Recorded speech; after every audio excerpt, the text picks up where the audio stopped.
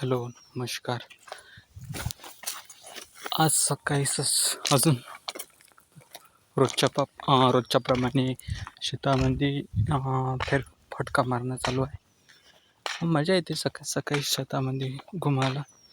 हे सूर्याचे पहिले किरण आणि थंडी हवा यामुळे जे सुख मिळते ना ते कुठंच मिळत नाही. आजचा तिसरा दिवस आपल्या रेकॉर्डिंगचा आणि आज कुठलाही टॉपिक असं ठरला नाही आहे बोलायचं, पण ॲज अ रेकॉर्ड म्हणून काहीतरी करावं म्हणून करावं. एक थॉट आला. मराठी माणूस आहे की नाही खूप गोष्टीमध्ये डिवायडेड झालेला आहे. तो कुणीही भानगडीत पडावं नाही त्याला असंच वाटतं. पण असा विचार केल्याने काय होतं आहे की समोरचा जो व्यक्ती आहे ना, जो मराठी माणूस नाही आहे, तो मराठी लोकांना कमजोर समजतो आणि त्याच्यावर वर्चस्व गाजवायला पाहतो. म्हणून जेणेकरून प्रत्येक मराठी माणसाने एकजुटीने राहावं असं मला वाटतं.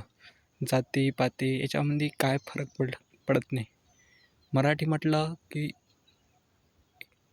एक होऊन जायचं.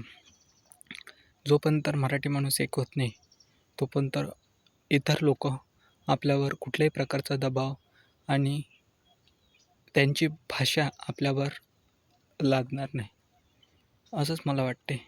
आता छत्रपती शिवाजी महाराज जर दिल्लीमध्ये जाऊन जर मराठीत बोलत असेल, तर मग आपण आपल्या राज्यामध्ये मराठी बोलायला का भ्यायचं?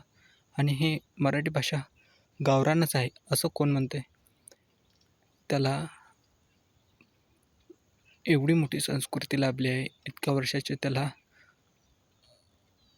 इतक्या वर्षापासून त्याला म्हणजे बोलत आलेली आहे. इतके मोठे साहित्य लिहून ठेवलेले आहे. मग हे आताच काय 10-15 वर्षात किंवा 50 वर्षापासून नाहीच आहे ना.